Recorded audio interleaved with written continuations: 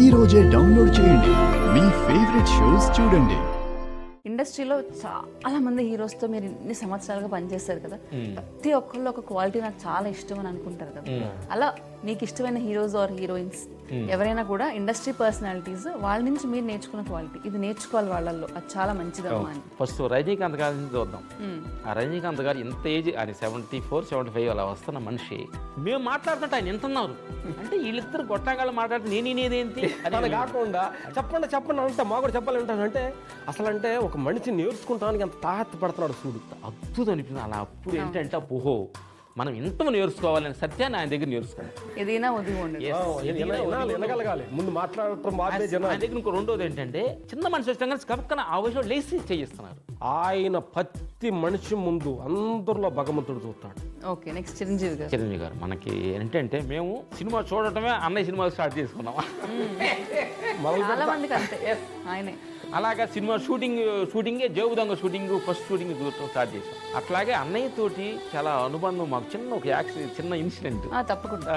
మేము అత్తకే ఉన్న అమ్మాయి షూటింగ్ జరుగుతుంది. ఎప్పుడు రాజు మా దగ్గర అసిస్టెంట్గా ఉన్నాము. అంటే రాజు ఆయన ఆ ఒకనకల్లు షూటింగ్ జరుగుతుంది. తమిళనాడులో పొద్దున్నే వాకింగ్ వెళ్ళాలి. రాజు మీ అసిస్టెంట్ నుండి ఎవరిని పంపించండి, తోడు 5 గంటలకు పార్టీ గారు లేరు. అప్పుడు కుక్కలు జంతువులు కోతులే ఉంటాయి అన్నాను. మమ్మల్ని ఇద్దరిని పంపించాడు. పొద్దున్నే అంటే అప్పుడు అన్నయ్య అంటే ఒక దేవుడిలాగా మేము ఊర్లో చూసే మనిషివి. అన్నయ్య ముందు వెళ్తాను, మేము ఇద్దరు నడుస్తుంటే ఒక దేవుడు వెనకొడితే మనం వెళ్తుంటాం చూడు, రథం తీసుకెళ్తాం, దేవుడు రథం వెళ్తుంటే వెనకాల వెళ్తారు. అలాంటి అన్నయ్య అన్నమాట అలా మా జీవితం స్టార్ట్ చేసుకుని. అంటే ఆయన దగ్గర ఏంటంటే గొప్ప గుణం ఏంటంటే మేము ఫైటింగ్ కంపోజ్ చేస్తుంటాం, మీ దగ్గర మాట్లాడుతూ ఉంటాడు, కానీ లుక్ మొత్తం అక్కడే ఉంటాడు.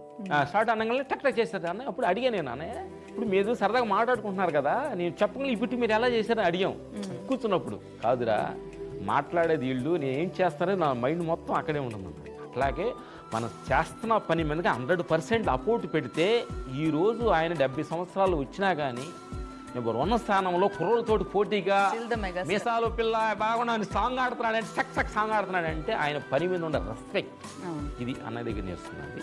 అలాగే అదే ఏజ్లో ఉన్న గొప్ప నటుడు మహానుభావుడు బాలకృష్ణ గారు. అఖండ 1 చేసాం, అఖండ 2 వర్క్ చేసి ఫుల్ సినిమా చేసామన్నమాట. అయిపోయింది.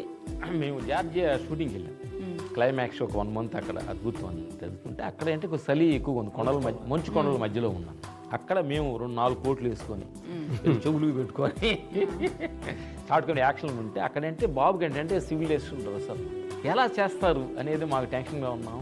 బాబు ఇట్లా సరిగా ఉంది బాబు అంటే డిగ్రీ ఏదో -+, డిగ్రీ 1కి ఏదో వచ్చింది చేత ఆ డ్రెస్ వేసుకొని ఒక 100 మంది ఆ ఫైట్స్లో అద్భుతంగా చేసి హ్యాపీగా నాకు కోట్ వేసుకుంటే ఇడ్లీ పక్కన పడేసి హ్యాపీ కూర్చొని మాట్లాడతారు. అంత వెళ్ళిపోవరు అంటే మనిషి లోపల అంటే చేస్తున్న కళ పట్ల ఒక పని పట్ల ప్రేక్షకు దేవుళ్ళు నన్ను చూస్తున్నారని ఆయన ఒక తండ్రిగా వారసుడిగా వచ్చి అంత ఒక నటన పట్ల అంత ప్రేమతోటి రెస్పాన్సిబుల్గా చేస్తున్న బాలయ్య వారి సందర్భం మేము థ్యాంక్స్ చెప్పాలన్నమాట. ఎందుకంటే అట్లా ఒక్కొక్క మనిషి దగ్గర మనం ప్రతి దగ్గర నేర్చుకోవచ్చు. కాన్ఫిడెన్స్ లెవెల్ ఇల్ఫవరు ఈరోజు ఒక స్థానంలో ఉన్నారంటే వాళ్ళకుండా రెస్పెక్ట్, పనికి ఇచ్చే మర్యాద అనిపించింది అనమాట. ఇది మేము వాళ్ళ దగ్గర నేర్చుకున్నది.